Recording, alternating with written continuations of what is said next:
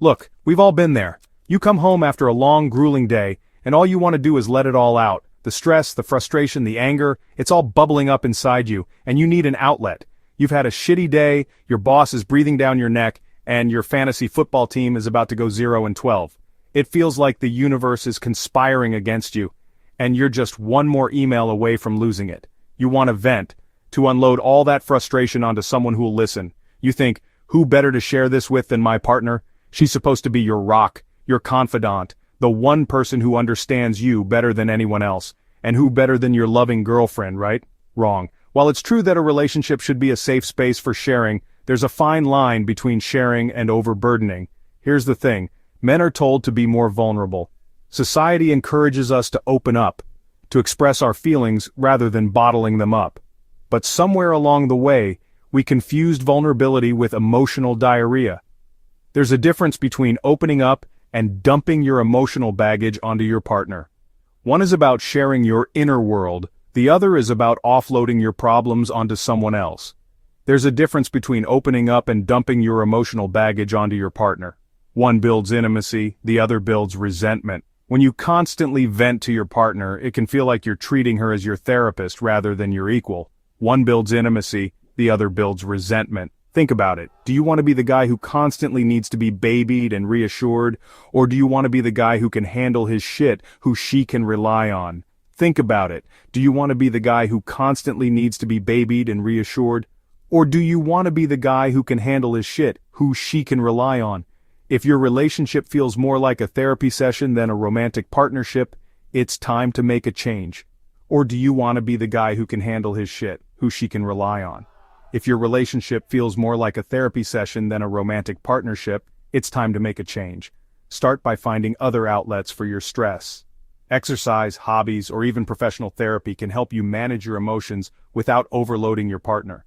If your relationship feels more like a therapy session than a romantic partnership, it's time to make a change. Start by finding other outlets for your stress. Exercise, hobbies, or even professional therapy can help you manage your emotions without overloading your partner. Remember, a healthy relationship is a two-way street. Both partners should feel supported and valued, not burdened. Hit that like button and subscribe because we're about to unpack why constantly venting to your girl is killing your relationship, and more importantly, how to fix it. Stay tuned for more tips on building a stronger, healthier relationship. Let's face it, guys aren't always the best at emotional maintenance. We often find ourselves struggling to express our feelings, and instead of dealing with them head-on, we tend to push them aside. It's almost like we have this unwritten rule that showing emotions is a sign of weakness. But that couldn't be further from the truth. We'd rather bury our feelings in a mountain of pizza and beer than actually talk about them. It's easier to distract ourselves with food and drinks, or even sports, than to confront what's really going on inside. But these distractions are just temporary fixes. They don't address the root of the problem. But here's the thing, bottling up your emotions isn't healthy, and it's definitely not fair to your partner to make her your sole emotional outlet. Your partner can't be expected to carry the weight of all your emotional baggage. It's important to share the load and have multiple avenues of support. So, what's the solution? Build a damn support system. Surround yourself with people who genuinely care about you and your well-being. This isn't just about having drinking buddies, it's about creating a network of friends who you can turn to in times of need. That's right, it's time to expand your emotional vocabulary beyond grunts and shrugs, and actually connect with other dudes. Start by opening up about small things, and gradually work your way up to more significant issues. You might be surprised at how receptive and supportive your friends can be. Find friends you can be real with, guys who won't judge you for expressing your frustrations, fears, or insecurities. These are the friends who will stand by you through thick and thin, offering a listening ear and a shoulder to lean on. They'll help you navigate the ups and downs of life. Go grab a beer, hit the gym, or just talk it out. The activity itself isn't as important as the connection you're building. Whether you're lifting weights, sharing a meal, or simply walking and talking, these moments of connection can strengthen your bond and provide much-needed emotional support. Having a solid group of guys to lean on can make all the difference in how you process your emotions and show up in your relationship. It's about creating a balanced support system that allows you to be your true self without fear of judgment. So start building your circle of trust today and experience the positive impact it can have on your life. Let's be honest, women are amazing. They're empathetic, nurturing, and often the emotional backbones of our lives. But here's the catch. They're not our therapists. Women are naturally drawn to strength, to men who can handle their own shit and provide a sense of security.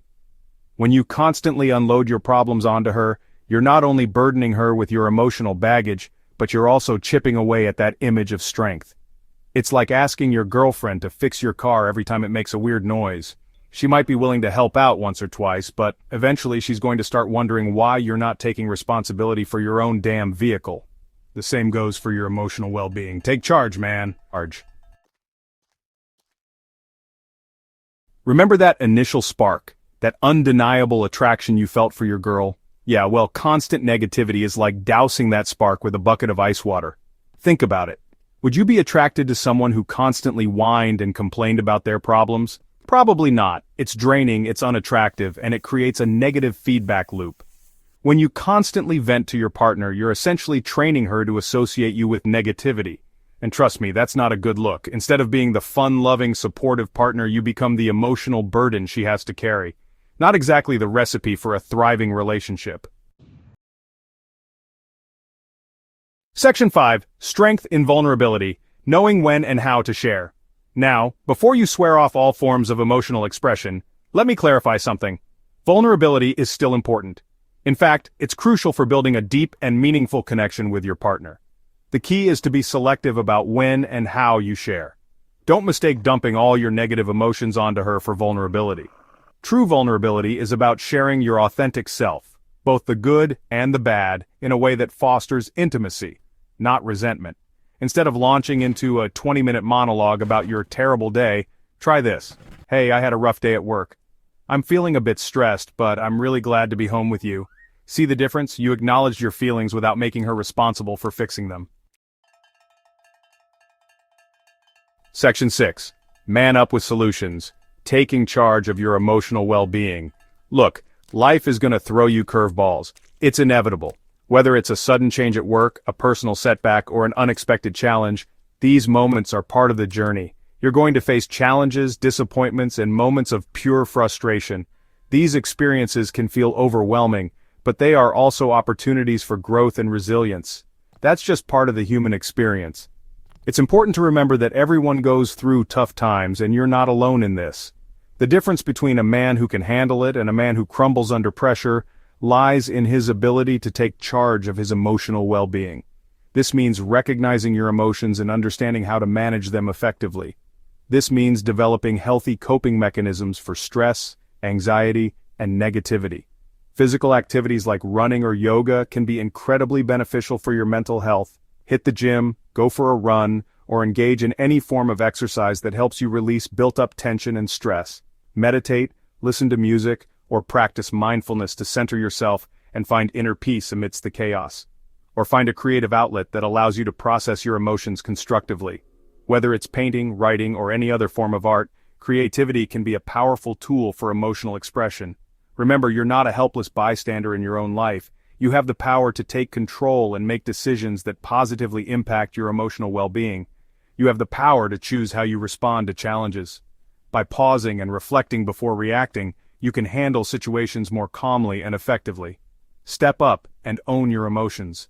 Embrace the responsibility of managing your feelings and reactions. Your partner and your overall well-being will thank you for it. By taking charge of your emotional health, you not only improve your own life, but also positively influence the lives of those around you. Section 7. The art of selective venting. Because sometimes you need a bro and a beer. Now, I'm not saying you can never vent to your girlfriend. Sometimes you just need to let it out. But before you do, ask yourself these questions. 1. Is this something I can handle on my own? 2. Is this a recurring issue I need to address? 3. Am I looking for solutions or just sympathy? If you're looking for a shoulder to cry on, call your buddy, grab a beer, and let it all out. But if you're facing a serious issue that's affecting your relationship, it's important to address it with your partner in a constructive way. Remember, communication is key, but it's all about balance.